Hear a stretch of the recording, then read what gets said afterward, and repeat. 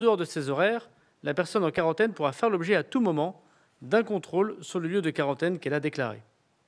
Par ailleurs, ce sont désormais les forces de l'ordre qui seront chargées de contrôler la personne mise en quarantaine.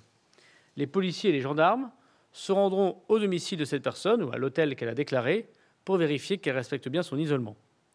Si les policiers et les gendarmes constatent que cette personne ne respecte pas les règles de quarantaine, une amende qui est entre 1 000 et 1 500 euros sera dressée contre 135 euros aujourd'hui. Les restrictions de voyage vers ce territoire d'outre-mer ne sont appliquées que dans un sens pour l'instant.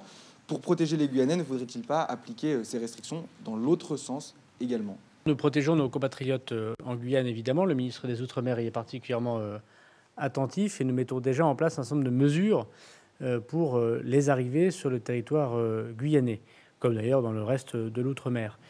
Ce qu'il y a de différent peut-être dans la situation d'aujourd'hui, c'est que, évidemment, le variant brésilien, du fait de la frontière qui est grande et qui est difficile à maîtriser avec les autres pays du continent sud-américain et singulièrement avec le Brésil, fait que c'est évidemment une multiplication possible de variants brésiliens auprès de la population guyanaise. Mais comme il n'était pas pour nous imaginable d'empêcher à des Français, des Guyanais de venir sur le territoire national, nous leur donnons la possibilité de le venir avec, comme tous les autres territoires extérieurs à la métropole, ces mesures de quarantaine.